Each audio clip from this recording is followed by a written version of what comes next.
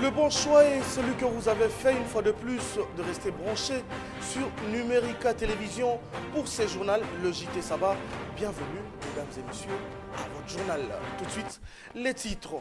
Publication des résultats des examens d'État, édition 2016-2017. C'est depuis ce samedi que le ministère de l'Enseignement a largué les amarres à Kinshasa. C'était la liesse un peu partout. Et pour certains finalistes et autres abonnés du réseau Vodacom Congo, c'était la galère depuis vendredi soir. Pas de réseau et dossier à suivre dans ce journal face à la percée des médias en ligne. Quel avenir pour les médias traditionnels? Vous découvrirez la réponse dans ce journal. Une fois de plus, mesdames, mesdemoiselles et messieurs, merci de nous rejoindre. Tout d'abord, cette nouvelle, la tenue des élections avant la fin de l'année 2017 est impossible. La bombe, nous pouvons l'appeler comme ça, a été lancée par Corneille Nangaa, lui-même président de la CENI, invité au siège de l'Organisation internationale de la francophonie à Paris. C'était hier vendredi. Corneille Nangaa a déclaré sans tergiverser qu'il lui était impossible d'organiser les élections avant la fin de l'année 2017. Ce dernier a évoqué pour cause les contraintes techniques qui empêcheraient la CENI d'offrir aux Congolais des élections dans le délai fixé dans l'accord de la Saint-Sylvestre. Et autre chose, nous vous le disions en titre, début ce samedi de la publication des résultats des examens d'État organisés il y a peu à Kinshasa. C'était la liesse des parts et d'autres, comme à la commune de Lingwala, où nos reporters se sont rendus. Les détails dans ces constats d'Ange Makadi et Jires Chimanga. Ambiance particulière au rond-point Willery, l'endroit vibre au rythme de publication de l'examen d'État 2017. T-shirts déchirés, des pourcentages écrits sur les visages, des vuvuzela, cris de joie et danse. Voilà comment les nouveaux diplômés d'État expriment leur joie. Non, je suis trop contente, vraiment trop contente. Je viens d'obtenir mon diplôme avec 68% et je suis vraiment trop contente. Pour moi, je peux dire c'est match. Non, je suis diplômé, je remercie mon Dieu seulement pour que je suis diplômé. J'ai fait 58%, j'étudie ici au collège Prosper. Donc Dieu m'aide tellement. Donc je suis émue de compassion. Je ne sais pas quoi dire. Donc je suis vraiment heureuse. Dieu a fait sa grâce et puis j'ai fait quand même de bons pourcentages. J'ai ressenti du bien. Vu que je savais déjà que j'allais réussir. Vu que mon école, ça fait toujours 100%. J'ai bien travaillé mon examen. On nous a conseillé, on a prié aussi. Parce que sans Dieu, donc, inutile. Sur place, quelques finalistes constituent encore les résultats, moyennant 1500 francs congolais. Toujours au même endroit, certains finalistes sont tout à fait timides, assis ou debout, ils sont étrangers à l'ambiance. Ici, sifflets, talc, mousse de fête se vendent comme de petits pains.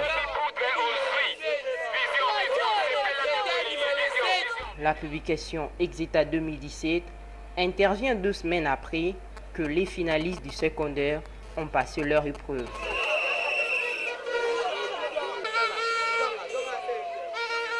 Il y en a même une qui a dit être émue de compassion. Et il était compliqué pour beaucoup des finalistes d'accéder à leurs résultats via les réseaux Vodacom. Même chose pour tous les autres abonnés, sans exception aucune. Depuis très tôt ce samedi, pas de réseau, pas d'appel donc, pas de SMS, pas de transferts, en bref, rien de rien. Dans les rues de Kinshasa, tout le monde en a parlé. Constat, Ange Makadi et Jires Chimanga encore. Appels, SMS, connexion Internet et même transfert d'argent sont indisponibles aux abonnés Vodacom sur les appareils cellulaires, sur leurs écrans, seule mention appel d'urgence.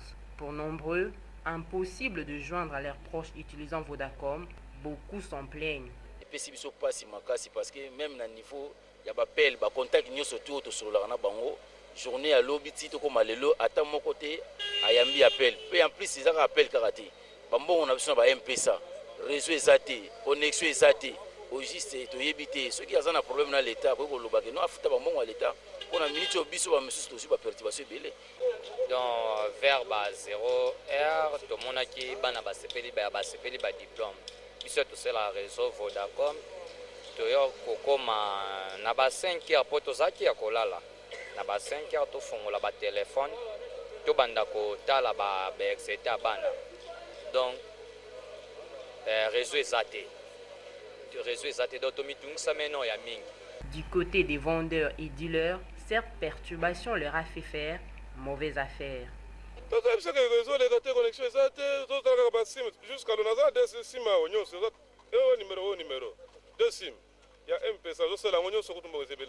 Jusqu'à depuis 2 heures jusqu'à temps on a combien jusqu'à l'heure c'est pas normal. Quelque chose là que je peux jusqu'à l'heure on a vendu dans sala te mais bon voilà ka sim et bela bon ya mongo za kuna. Vous comprenez? Tu évites ça parce que ça biso complication qui biso bongo. Ba faire la lelo vous me bloquer ma bâtiment ya Vodacom. Ça tout donc tout est bloqué ba appel ba masse salanga ba kilalanga ba tout ça bon ba faire ba na Vodacom. Voir même la raté bon belé. Na journal lelo moi journal lelo et bloqué mamlanga nyonso tout. Et du côté de Vodacom Congo incriminé, l'entreprise a publié au courant de la journée un communiqué informant son aimable clientèle avoir momentanément suspendu son signal suite à un incendie majeur de ses installations techniques dû à une défaillance électrique. Selon certaines sources, cet incendie déclaré vers 5 heures dans les installations techniques de Vodacom n'a été maîtrisé que quelques heures plus tard. Les réseaux ont donc été obligés d'être interrompus pour ne pas endommager le matériel et politique. Dans ce journal, décidément, le torchon brûle entre Vital Kamerhe et les cadres du rassemblement LMT. Après avoir exprimé le vœu de se rapprocher un peu plus du camp Félix Tshisekedi, le président de l'UNC ne cesse d'essuyer des attaques. Après celle du député national Jean-Claude Vwemba, estampillé rassemblement lui aussi, rejetant ces rapprochements, c'est le porte-parole de cette plateforme, je voulais dire, qui cette fois-ci sort des seconds. Martin Fayoulou, interrogé à ces sujets, s'est même dit prêt à quitter sa plateforme si une alliance devait être faite avec Vital Kamerhe. Suivons-le. Mais laissez M. Vital Kamerhe aller faire sa propagande là où il peut. Mais il ne faut pas jouer des gens. Laissez que M. Vital Kamerhe arrête, s'il vous plaît, qu'il arrête. Il sait, il a rejoint son camp, qu'il reste dans son camp. On n'a pas besoin de lui. S'il y a la majorité des membres de rassemblement accepte M. Vital Kamerhe au rassemblement, Fayoulou prend ses clics et ses claques, il s'en va. On ne peut pas continuer à s'amuser ou à faire plaire, aux girouettes. Non, je suis sérieux, très sérieux. Le pays a souffert. Des gens qui veulent leurs intérêts à eux personnels, et ils vont venir comme ça vous distraire. C'est fini la distraction. Réponse du berger à la bergère et dans les camps de Vital Kamerhe qui séjourne actuellement en Europe dans le cadre de ses activités politiques. On avoue ne pas comprendre cet acharnement de la part de ceux qui ne voient pas d'un bon oeil le rapprochement souhaité en vue de la défense des intérêts communs. Maître Baudouin Maillot est député national et cadre de l'UNC. Il nous l'a confié parce que nous l'avons joint à ces sujets. Suivons-le. C'est leur droit. Je crois que l'opinion tant nationale qu'internationale a vu qui refuse le front commun. À ce moment-là, on peut bien se demander pour qui on travaille. Je crois qu'à un moment donné, il faut une union sacrée de toutes les forces. Nous sommes tous d'accord qu'il faut des élections à la date convenue. Mais nous n'avons jamais adressé à qui que ce soit une demande d'adhésion au rassemblement. Nous avons tout simplement dit que nous étions prêts à travailler avec les amis, à un rapprochement.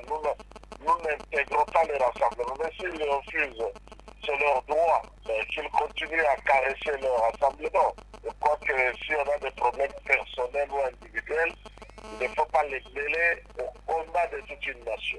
Mais honorable Mayo, pourquoi Vital Kamerhe est-il mal vu de ses compères?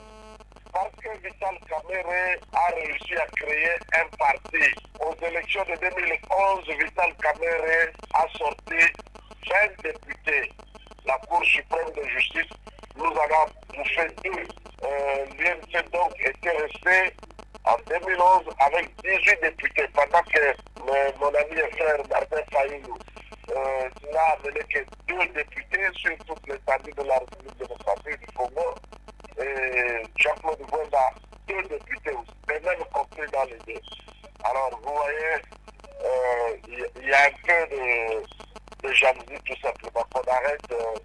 l'opinion. Excusez-nous pour la qualité de ces sons. Tout à fait autre chose. La faim, la famine, la malnutrition et leurs dégâts dans l'économie de tout un peuple. Les sujets étaient au cœur de la cérémonie de lancement du rapport de l'étude sur le coût de la faim en RDC. C'était ici à Kinshasa, selon l'étude menée par le gouvernement en collaboration avec le Programme alimentaire mondial. L'étude menée montre plutôt que des pertes sont engendrées chaque année par l'augmentation de coûts de santé, des charges supplémentaires pour le système éducatif et une réduction de la productivité de la main-d'œuvre. Suivons plutôt la suite avec Yannick Mouyamba. En RDC, la province la plus touchée par la famine est le Maniema, selon les études menées par le PAM. Au Katanga, par exemple, on compte environ 22 500 personnes, adultes et enfants confondus, souffrant de la malnutrition. La RDC perd environ 1,7 milliard de dollars américains par an à cause de ce drame dont les enfants sont le plus affectés, selon cette étude conjointe menée par le Programme alimentaire mondial et le gouvernement de la République. Selon les données nationales de 2014, environ 43% des enfants de moins de 5 ans en RDC ont souffert d'un retard de croissance. En gros, une taille inférieure à la moyenne pour leur âge. Ce qui est une légère réduction par rapport au taux de 1990 qui s'établissait à l'époque à 50%. Les conclusions du rapport de la même étude démontrent que la RDC pourrait économiser 383 millions de dollars américains d'ici 2025 si un grand nombre d'enfants avec insuffisance de poids était réduit de 11 à 5% et le retard de leur croissance de 43 à 10%. Parmi les pays les plus affectés par la faim au monde, le 4 qui présente un indice très alarmant se situe en Afrique, dans la République démocratique du Congo. Dossier de ce journal, nous vous le disions en titre, face à la montée en puissance Internet et les médias en ligne, la télévision, la radio, surtout le journal en papier, courent-ils oui ou non à leur perte? Seront-ils finalement avalés ou survivront-elles en s'adaptant à la révolution numérique? Tentative de réponse dans ces dossiers signés la rédaction du JT Saba.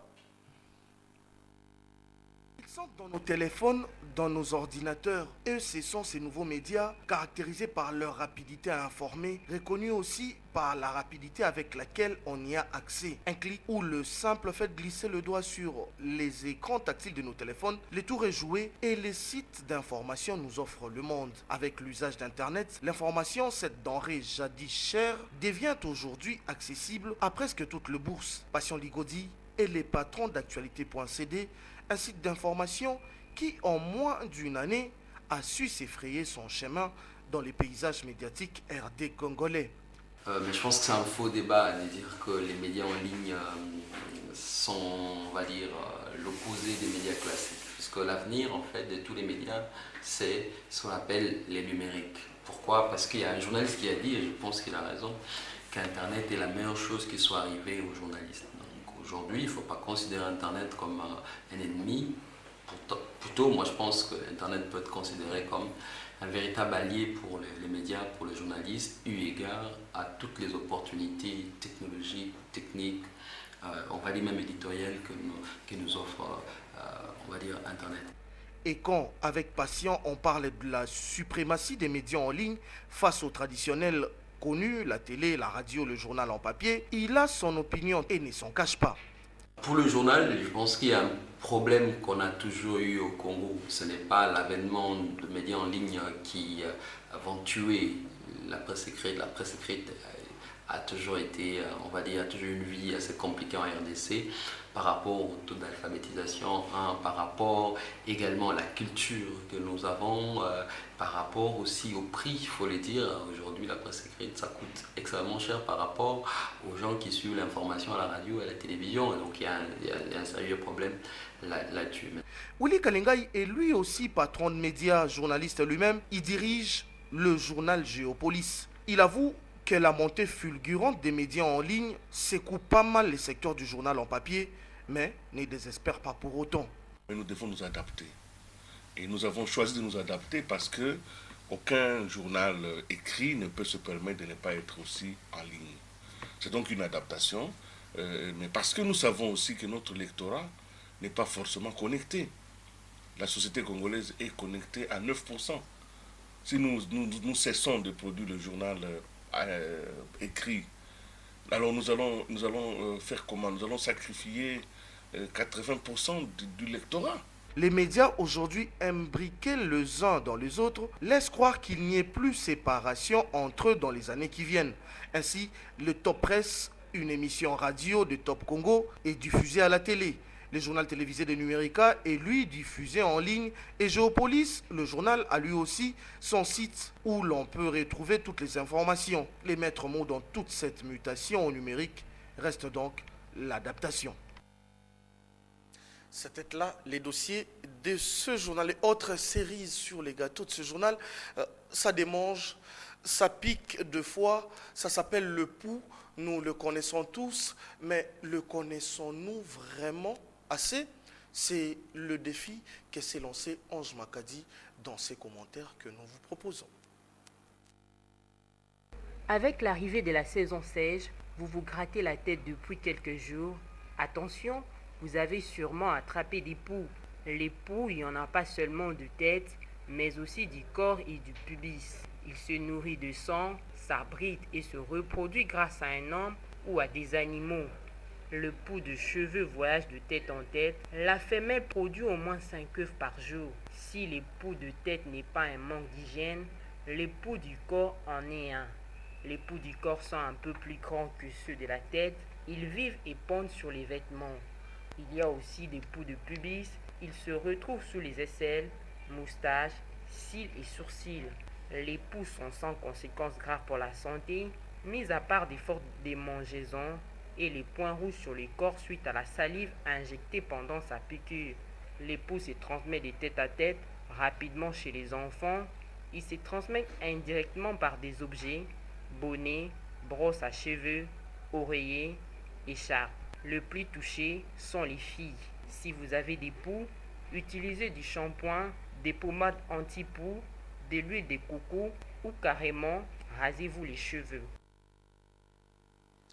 Ange Makadi, merci. Parlons sport dans ce journal à la tête du comité olympique congolais. On prend le même et on recommence. Une autre façon de vous dire simplement qu'à l'issue des élections organisées ce samedi au Grand Hôtel Kinshasa, c'est Amos Mbayo qui rempile et succède à lui-même. Le président sortant s'en est tiré avec 57 voix contre Alain Badiachile. C'était lui son concurrent. Et sport toujours, vous le savez sûrement, la RDC de mieux en mieux cotée par les instances internationales de football. Classé 28e au monde, le football congolais se positionne en 3e position en Afrique, ce qui est plutôt une bonne chose. Les détails de ces prouesses nous sont relevés ici par Paul Kazouzou.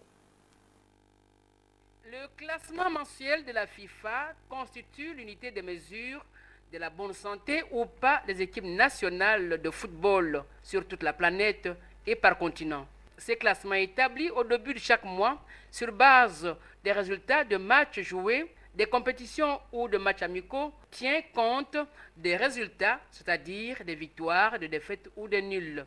Les dernières dates de ce mois de juillet placent la RDC à la 28e place à l'échelle mondiale et 3e, sa meilleure position à ce jour sur le continent. Sur le plan mondial, de janvier à juillet 2017, la mauvaise place occupée par le pays de Léopard est la 41e en avril et mai dernier, moins bien que la 37e au mois de janvier dernier. Sur le plan continental, de janvier à ce jour, c'est-à-dire en 6 mois, la RDC nage entre la 5e et la 6e position avant de se retrouver 3e en ce mois de juillet. Quoi que l'on dise, depuis la CAN 2015, l'ex-Zaïre vend de mieux en mieux la belle image de son football, celle bâtie par Florent Ibenge et son staff technique, ainsi que le joueur de talent et de qualité du 11 national. N'en déplaise à certaines critiques très acérées à ce sujet, d'autant plus qu'il est difficile de faire l'unanimité autour de ce sujet. D'ailleurs, comme on dit, nul n'est prophète chez soi. Entre-temps, l'on peut dire le chien aboie et la caravane passe pour d'autres horizons les plus lointains possibles. Restons encore en sport où nous devons retenir que le tout-puissant Mazembe est qualifié pour la Coupe de la CAF, qualification obtenue par sa victoire à Lubumbashi sur le club guinéen Oroyo par 2-1. Match comptant pour la 6e et dernière journée de cette compétition. Les premiers buts étaient signés Deo Kanda à la 14e minute et Nathan Sinkala à la 81e minute. Parlons culture dans ce journal comme chaque samedi. L'histoire et les parcours du courant rap hip-hop, c'est l'essence du festival RDC, organisé depuis vendredi à Kinshasa. Les rap hip-hop version RDC par ses précurseurs jusqu'aux nouvelles tendances, les tout mis en musique. C'est ça le festival que nous font découvrir ici, Kelly Oka et Jires Chimanga. Rap, breakdance, freestyle et battles étaient au rendez-vous en ce premier jour du festival RDC. Au programme, la sélection des meilleurs groupes qui presteront à l'Institut français. L'ouverture du festival a surtout été marquée par l'intervention scénique de plusieurs artistes hip-hop avec des messages clés.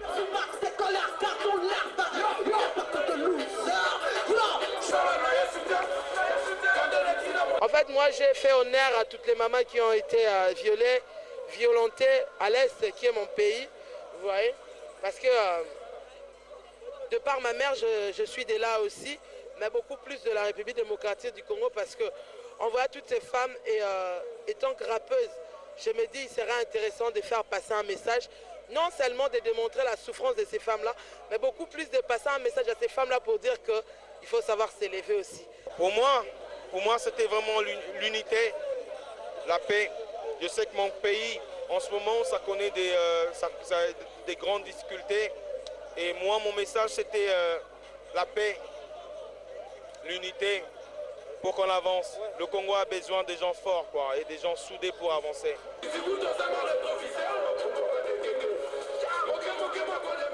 Rappelons que le hip-hop est un mouvement culturel et artistique qui est apparu aux États-Unis d'Amérique à la fin des années 70. Mouvement qui prend ses racines en RDC dans les années 80. Du rap hip-hop, retournons à notre rumba traditionnelle. Fin de semaine enrichissante dans nos bacs, dans les maisons d'édition. Vous pouvez dès ce soir ou demain aller vous procurer les albums. Fali Poupa notamment nous revient avec Tokos et Fabrigas aussi avec un nouveau tube. D'ailleurs, nous vous proposons de suivre en musique un de clips tirés du nouvel album de l'artiste Fabrigas.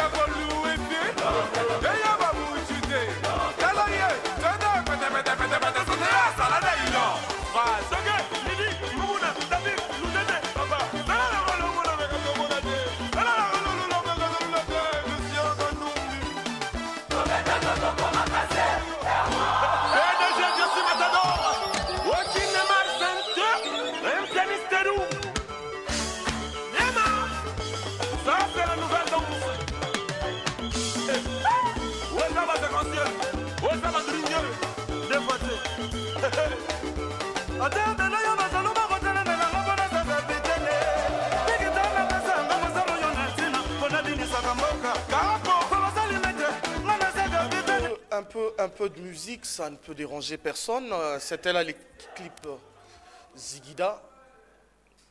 Je disais, c'était là les clips Zigida. C'est une panne technique, ça arrive. La technique a ses aléas, dit-on. Je disais, c'est par ces clips de Fabregas, tirés de son nouvel album.